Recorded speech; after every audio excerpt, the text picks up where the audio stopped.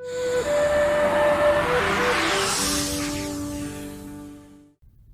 Shmospel of Shoshana, Part 3. Friday, April the 21st, 2006. After midnight, we reached a wealthy area of the northern suburbs of Chandigarh known as Sector 4. Here, we felt confident that the circus performers would not find us, and we camped in a secluded park enclosed by trees. We ate and fed Mr. Bear, and Mei Ling put some cream on his wounds. When we awoke in the morning, Mr. Bear was still with us, and he was already looking better than when we'd found him. We set off quickly, with the intention of walking through the forests east of Chandigarh in the direction of the town of Pinjore. However, while still in Sector 4, Shmeiki Baba stopped at a fountain next to a strip of modern shops. Despite our eagerness to make distance between us and the circus performers, Shmeiki Baba insisted he must sit down next to the fountain because Sheila needed to transmit to him some information. "Don't you think Mr. Bear sticks out?" I asked. "Try to conceal him, please," said Shmeiki Baba. "With what? He's enormous," I said. Luckily, Mr. Bear seemed to understand our problem, and he walked behind the shops to the dustbins at the back of Barrister Coffee, where he was able to rummage through the rubbish hidden from passers-by. Shmeiki Baba sat down and meditated on the sign of the coffee shop, whispering to himself. Dylan and Crispin joined him in meditation, while I played a game of backgammon with Simon. Mei Ling tried to read her book on Iyengar yoga, while a number of local men decided they would like to read her book with her. Mei Ling explained to them that this made her feel uncomfortable, but they were undeterred until Simon stepped in. After about 10 minutes, Shmeiki Baba began to move in strange contorted ways, making bizarre sounds and dribbling on himself as though he was having some kind of seizure. "Shmeiki Baba, what's wrong?" I asked. He stopped moving and said, "Don't worry, darling, there's nothing wrong, I'm just doing shmuto." "And what's that?" I asked. "It is a shmechnik for releasing the need to be seen to do the right thing," he said. Shmeiki Baba continued rolling around, twisting his body into different positions until a security guard came over to inquire if he needed help. Kamal explained that Shmeiki Baba was doing a type of dance, but the security guard answered that this was not a suitable place for that type of thing. We agreed to leave, though Mr. Bear was still eating his way through the contents of the bins and was unwilling to stop until we bribed him with a bag of warm onion bhajis. At last, we got on our way and felt safer when we reached the forest. Saturday, April the 22nd, 2006. Shmeiki Baba woke us before dawn and said, "When we witness both a day's sunrise and sunset, our minds fall more easily into rhythm with the pulse of the Great Mother." With these words, we got up and watched the sun rise through the trees, and an appreciation of the miracle of existence radiated through me. "Yesterday," said Shmeiki Baba, "you saw me practicing shmuto.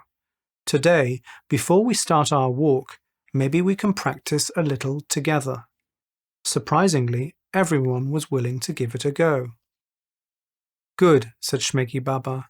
"Let's begin by sitting in a shmerkel. Now, let's close our eyes and take a few slow, deep breaths in through our noses and out through our mouths as we bring our focus to our toes, giving them a quick wiggle, and our knees as well. Let's also bring our attention to our hearts and feel them opening wider as we welcome in the world and express outwards our love. Now, I'd like to tell you that shmuto is a dance which works in a number of ways. First, it connects us to our instincts and to the natural intelligence of our bodies. It also releases us from caring how we look to others and allows us to access parts of our being which may lie hidden. So in this first exercise, we will make funny movements with our arms and faces. Yes, just like that. That's great, Kamal. Move from your breath, exploring every possibility. Wonderful. Now, let's use our voices too. Express everything. Let it all out. And now, allow your bodies to move where they need to. And yes, allow contact with others if you like. Slowly, we coiled around each other on the soft pine needle carpet of the forest. I felt playful and full of life, and soon I no longer knew what was my body and what was not.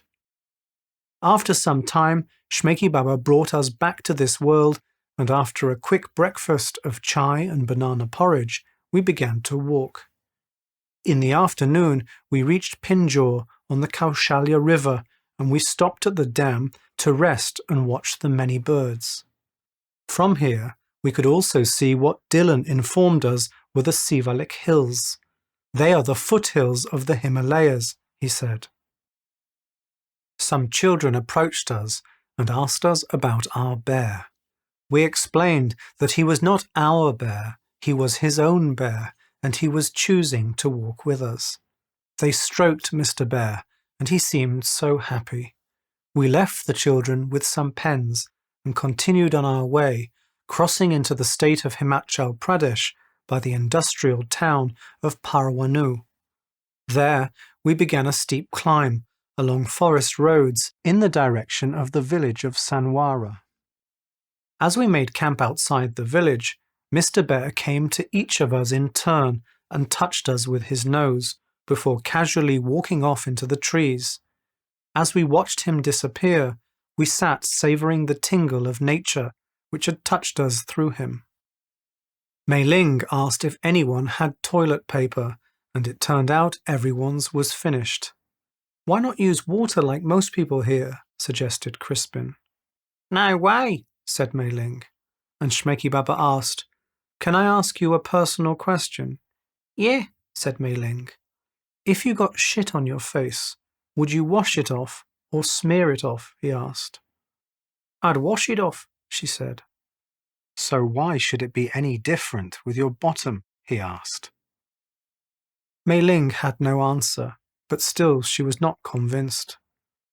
I've just finished reading Midnight's Children, and you can use that if you like, said Kamal. Sounds like a wonderful opportunity, said Shmeiki Baba, and Mei Ling took the book from Kamal and off she went. Sunday, 23rd of April 2006. We continued to walk along forest footpaths close to the road for about 20 kilometres, enjoying the sweet, woody air until we reached the village of Dharampur. There we stopped to eat and rest by the little railway station which lies on the Kalka to Shimla line, famed for its spectacular mountain views. Later, as we walked through the village, we noticed some locals looking at us suspiciously, and further up the road there was a group of men wearing turbans standing on each side of the street holding large bamboo sticks. As we got closer, they fanned out. Among them, I spotted the Rajasthani circus performers who Crispin had drugged in Chandigarh. They began to move towards us threateningly. Shmeiki Baba said to us, Concentrate on your movements and not on theirs. Keep stepping, moving your bodies fully from your breath, and do not stop moving until the action is done. As the first of them reached us, Crispin threw his pan at them with all his might. It knocked two over, and we met the rest of their swinging sticks with ours, as well as with our bags. Punches and kicks flew around me. My elbow hit the face of a small man when he grabbed my left arm, and he fell. And then, in the midst of the melee, we heard an enormous roar, which was loud enough to make everyone freeze, and Mr. Bear jumped out of an alleyway on our left. He stood up on his hind legs and roared again. The mob panicked and began to run as Mr. Bear chased after them. Crispin rushed to pick up his pan and all the items which had spilled out of it, and we all helped him. "Now, everyone," said Shmeiki Baba, "stay close, and we'll run behind Mr. Bear through the village and out the other side." We did so, and Mr. Bear led us the whole way. About a kilometre past the village we stopped. We were all completely out of breath and shocked at what had just happened, but also elated to have escaped. We hugged Mr. Bear in gratitude. There were unfortunately a few injuries among us. Crispin had received a hit with a bamboo stick to his neck, which was cut and bruised. Mei Ling had had some hair pulled out. Dylan had received a kick to the testicles, and Genevieve's earlobe was ripped. All wounds were cleaned and dressed, using Simon's ample medical kit. Then Mr. Bear showed us that he wanted us to follow him, and he led us into the forest. "I dread to think what would have happened if Mr. Bear hadn't appeared," said Kamal. "Yes, it goes to prove that it's right to expect miracles," said Shmeiki Baba. "What if the circus performer still come after us?" said Genevieve. "If we are in the now, nothing can harm us. Well, actually, it probably can, but it will do us less damage," said Shmeiki Baba. "How comforting, Babaji," said Genevieve, touching the dressing around her ear. Monday, 24th of April, 2006. We made a 9-kilometre climb towards the small hill station of Barog. On the way, Mr. Bear left us once again, and we called goodbye to him. In Barog, there were lots of hotels, and we were invited to eat with a group of cheerful Punjabi tourists in a restaurant overlooking the mountains. They were staggered to hear about our pilgrimage, and we enjoyed their compliments. After lunch, it was an easy climb down to the town of Solan. On one sharp bend, we passed a black and yellow road sign which displayed the warning, "Mind your brakes or break your mind." Shmeiki Baba sat down in front of it, saying he needed to meditate on the notion, and we all joined him. When we reached Solan, it seemed that there were tomatoes growing and being sold everywhere. When Crispin commented about this to a local man, he answered, "This is city of red gold, sir." We walked past a camping shop, and Simon suggested that as the weather was already cooler, we could buy tents there, and we did. That evening we set up our tents for the first time in the forest. Shmeiki Baba said that Sheila had some words for us, and he sat down to channel. Sheila 10. And Sheila said, "We shall call male practitioners of Shmeiki Shmaman, and female practitioners Shmeikinis. Now, my Shmaman and Shmeikinis, I wish to talk to you about Shmantra.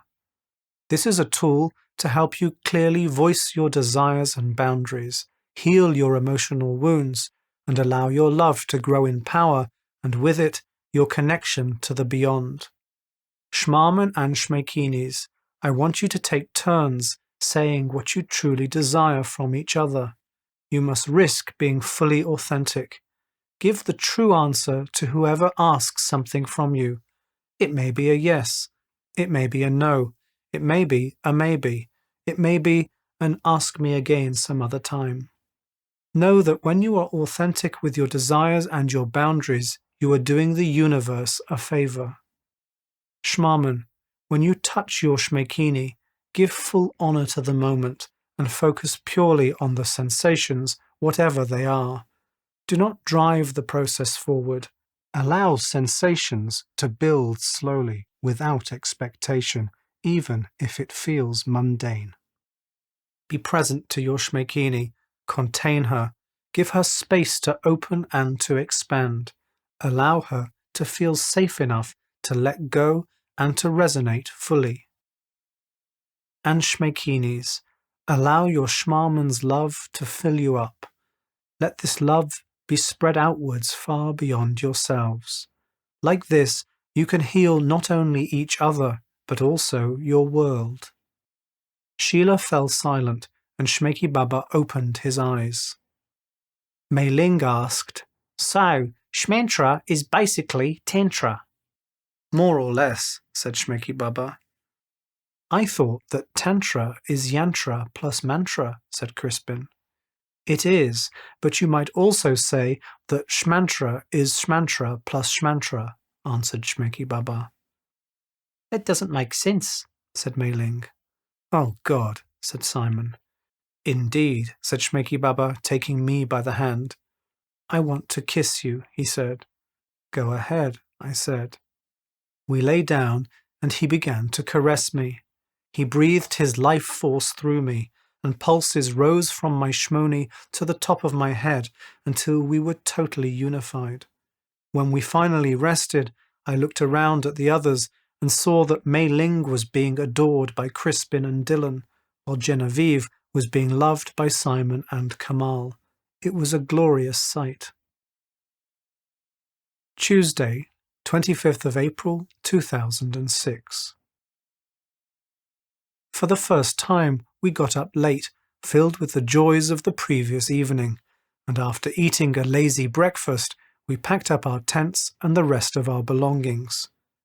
Simon got out his map and suggested that we should walk in the direction of the valley of Cunehar. Looking over his shoulder, I saw that Shimla was only a little out of the way.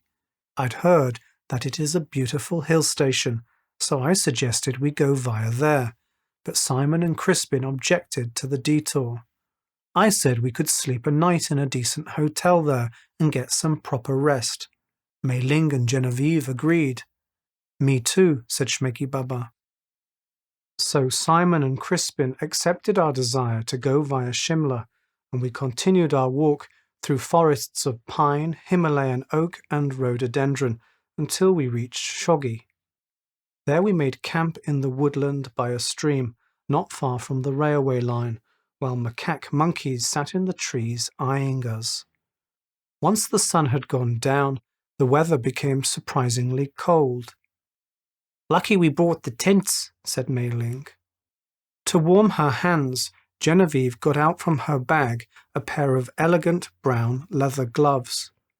I noticed how Shmeiki Baba watched her intently as she put them on, and when I spoke to him, he didn't hear me.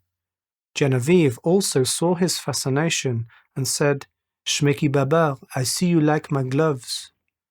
Yes, they're nice, he answered. You can't stop looking at them, I said. He shrugged his shoulders. There's nothing to be ashamed about, I said. I can see that animal skin is a talisman for you. Celebrate it, and it might open a path to other mystical realities. That is true, said Shmeiki Baba. Didn't you say that Shmantra is about asking for what you really want? I asked him. Yes, he said, his eyes gleaming. Well, I said, it is time.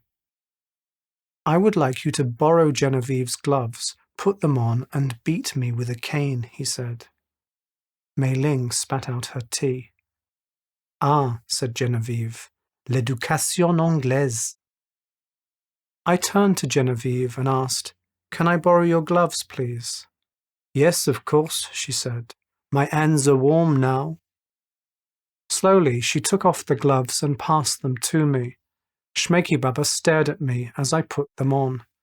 Then I got up, took my pocket knife, and went to look among the trees for a straight, thin branch which I could use to beat him with.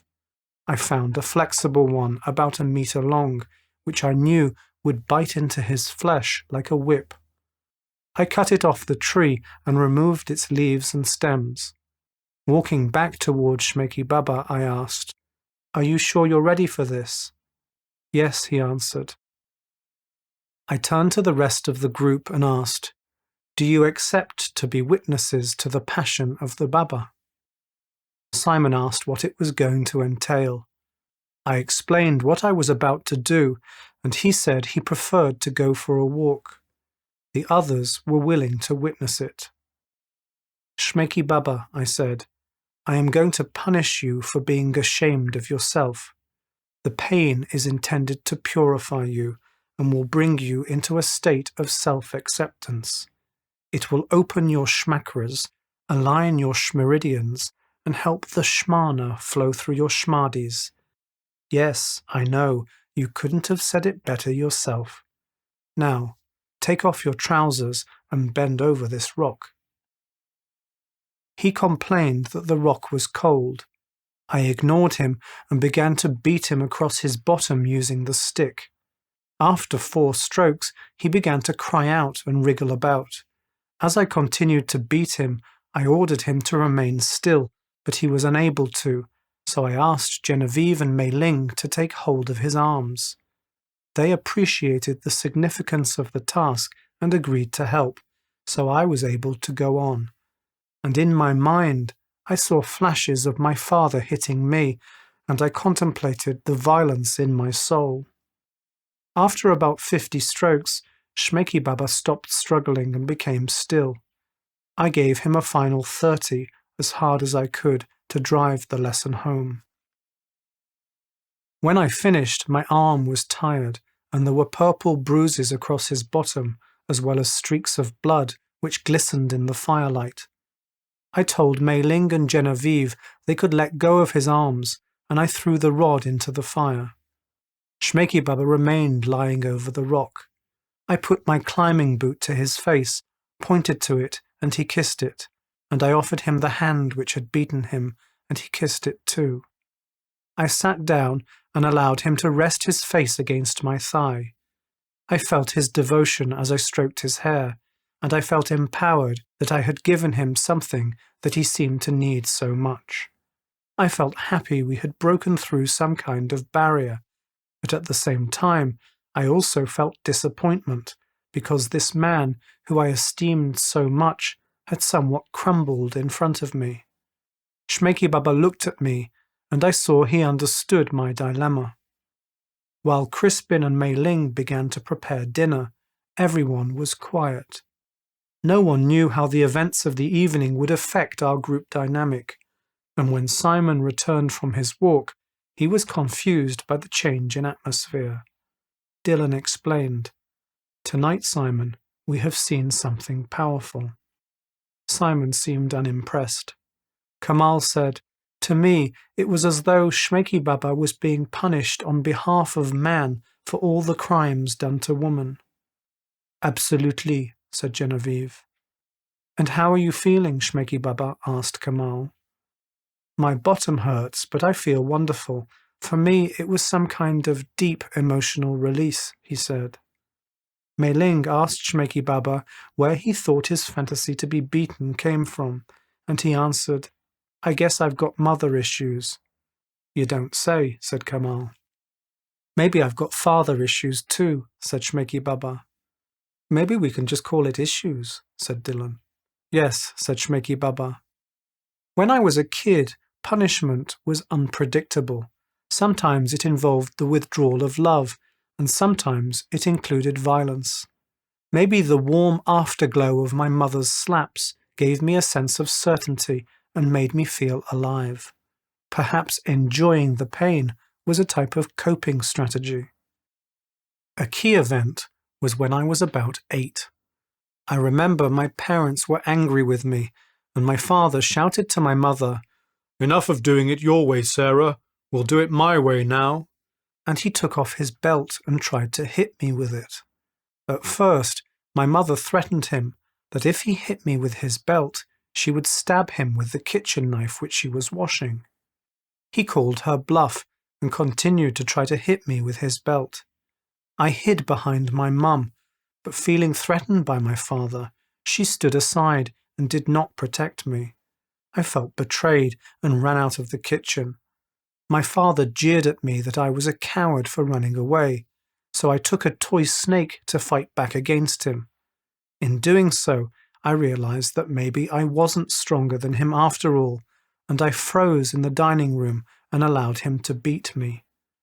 Partly, I was curious to know how the sting of his belt would feel relative to the slaps of my mother, and partly I felt I deserved to be punished because of my guilt that I had caused him to have a heart attack 3 years before. Of course, the pain of his beating was much stronger than my mother's slaps, and somehow felt familiar to my soul. Amazingly, After he had let out his rage on my back, he made me kiss my mother's feet back in the kitchen, and she actually allowed this to happen. Of course, I felt deeply humiliated, and afterwards I decided that the best thing to do was to pretend that the whole thing had not happened. The next day was the school's swimming competition, which I was due to take part in. My mum took me there, and I went to the changing room to get ready. When I came back into the pool area, my mother was sitting with her friend Pearl. I remember Pearl asking my mother, "What are those marks on David's back?" I didn't know there were any marks on me, and I was surprised to hear about them. My mother answered Pearl matter-of-factly, "Oh, Gerald hit him with his belt." This felt like another betrayal, and I jumped into the swimming pool and stayed underwater as long as I could. In repressing the memory of being beaten, I began to fantasize about being tied up and whipped by a glamorous woman dressed in leather. Deep down, I felt that if anyone should have beaten me, it wasn't my father, it was my mother. It was she who paid me attention, she who already used mild violence. But as I couldn't allow myself to desire my mother, I transferred this desire to what was close to her more attractive, younger friend Pearl. Of course, Pearl also liked to wear leather. The first time I masturbated while fantasizing about being beaten, I remember hearing a voice in my head which said, "Beware, this is going to lead you down a long and difficult path." And I answered, "So be it. It is something stronger than me." And from that point on, I spent my life stoking the fire of my fantasy. I had experienced oblivion in being beaten, and I wanted to repeat it. Of course, I also felt so much shame about it, and I would try to forbid myself from masturbating, but I could never stop myself for long. And so, I made the satisfaction of my fantasy my secret aim, and I envisaged its realization as a life-changing event, after which everything would be okay. As an adult, what stood in my way of turning my fantasy into reality was my ongoing shame. Shame about seeming like a pervert and as submissive. The conflict of not wanting to do what I wanted to do meant that my default setting was frustration, and my life force was blocked. Being trapped in this loop was also a convenient way to avoid acknowledging the rest of my fears. And the whole mystery of the multiverse remained wrapped up in this fantasy. As much as wanting it, I also wanted to be free from it. And I believed that only a really hard beating would make it seem undesirable as it is meant to be. "Do you think that has happened tonight?" I asked. "Yes, at least for now," he said. "For now?" I asked. "Well, if you offered to beat me again, I'd say, 'Please don't,' and I would mean what I was saying. But how I will be feeling in a few days from now, I'm not sure," said Shmeiki Baba. "It's strange that while your understanding about your fantasy is so developed, it still has such power over you," said Kamal. "Agreed," said Shmeiki Baba. I was still wearing Genevieve's gloves, and I looked down at them. "They do have a magical quality about them," I said, "but maybe it's time to give them back to you, Genevieve." Carefully, I slid them off finger by finger and straightened them out before asking Shmeiki Baba to hand them back to Genevieve. Genevieve asked Shmeiki Baba what the beating was like for him. He answered, "At first it hurt a lot and I was scared. I resisted and I wanted to run away, but then something happened when you and Mei Ling held me down. I relaxed, and although it continued to hurt, I was not suffering anymore, and it became a sublime, liberating experience." "Pain freak," said Crispin. "You could say that," said Shmeiki Baba, "and you could also say, what a wonderful, life-affirming event."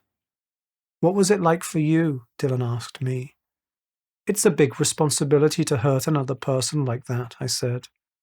While Shmeiki Baba asked me to do it, it did feel partly wrong, though on a deeper level I understood that a conscious beating would be therapeutic for both of us, and it was. The question of where the events of the evening would lead lingered in the air. I looked into Shmeiki Baba's eyes to see what was there, and what I saw was his adoration. "I want to be yours in every way," said Shmeiki Baba. "You realize that taking a whipping is one thing and service is something else completely," I said. "I want to feel that you own me," he said. And I said to him, "You know that if I am your queen, I won't be your girlfriend anymore, and that means I'll be free to be with whoever I wish." He looked concerned, but answered, "I understand." "Okay, but won't this get in the way of your whole Guru on a Great Walk thing?" I asked. "No," he said. "What do you reckon Sheila will have to say about it?" I asked. Shmeiki Baba closed his eyes. "She says nothing could make her happier than to know that I am in your capable hands," he said. "Well, you need to know that this is a big commitment for me too, and it will be rather degrading for us both if you do not completely surrender once you have promised to," I said. "Of course," said Shmeiki Baba. "Very well, Shmeiki Baba," I said, taking him by the chin. "We're going to transform your kinky fantasies into a healthy reality grounded by femdom love." "Thank you," said Shmeiki Baba. While I felt happy to know that I could give Shmeiki Baba what he wanted, I also knew that by him becoming my submissive, he would not remain enough for me sexually. I also recognized the part of me which was looking for a master to give me instructions, for me to obey and to worship, to absolve me of my shame. In my fantasies, I was held in the vice-like embrace of a bear-like sheikh who used me and then returned me to his harem, where I waited to be chosen by him again. Mei Ling asked Shmeiki Baba, "If Shoshana is your queen, what does that make you?" "I guess it makes me her subject," answered Shmeiki Baba. "Or rather, my object," I said. "And are you still our Shmuruji?" asked Mei Ling. "I don't see why not. Or Shoshana can be your Shmuruji. Or maybe this is a good opportunity for you to become your own Shmuruji," said Shmeiki Baba. Mei Ling said she liked this last idea the best, and that from now on she would be her own guide. The rest of us congratulated her. Kamal asked Mei Ling if she would also like to become a channel.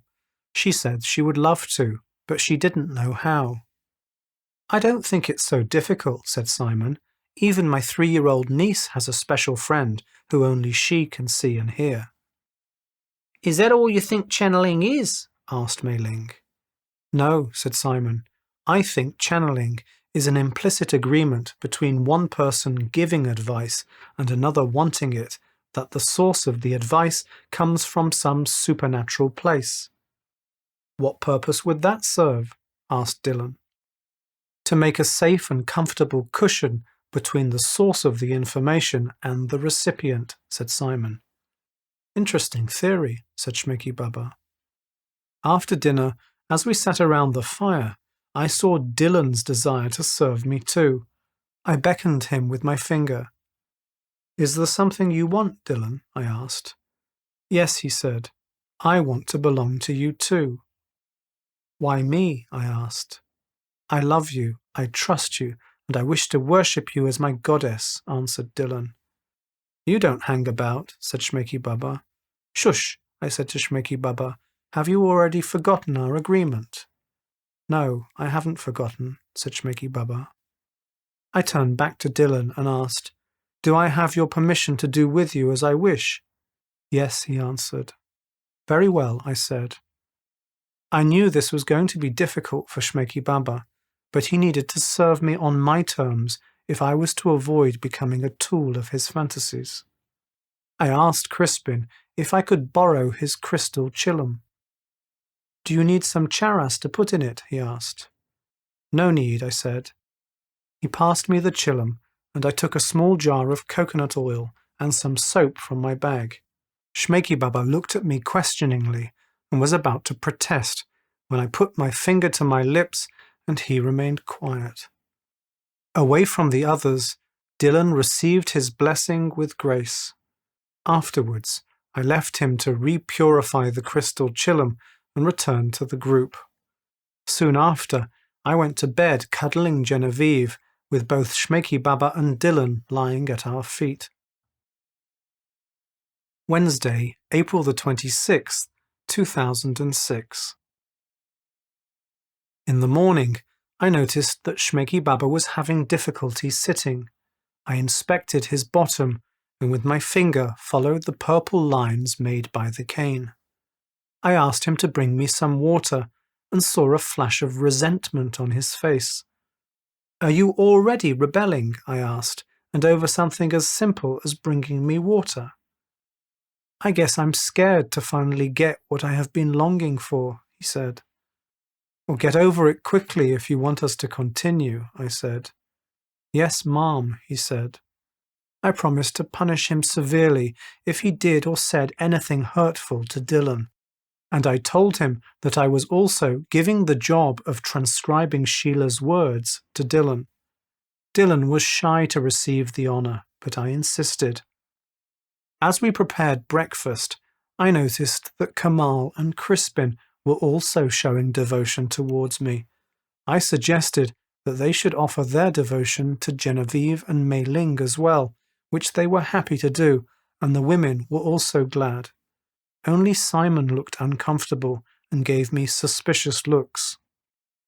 I said that the men should pack up the camp while we women relaxed.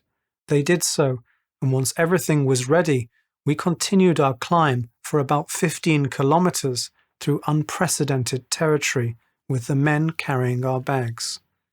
In the afternoon, we were gifted with the sight of Shimla in the distance, spread out along a ridge between 7 hills against the backdrop of the mighty Himalayas.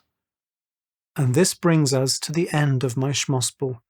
I'd like to finish by saying that despite the difficulties we faced, I would not change the experience of the Great Walk for anything.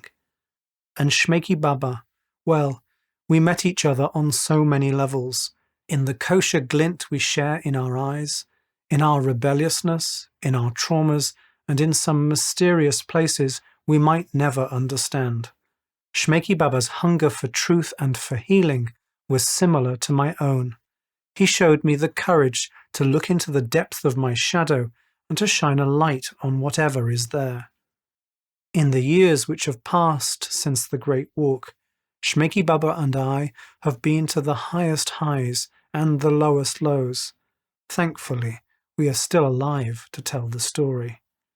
And now, I must pray for the souls of those who died on December the 21st, 2012 at the Shmeiki community at Ipadipori in Colombia. I also pray that our beautiful son, Tony Ananda, and all children will grow up to live in a healthy, kind, and nurturing world of peace, clean energy, freedom, and good weather. Om Shmeiki Om. Shmeiki.com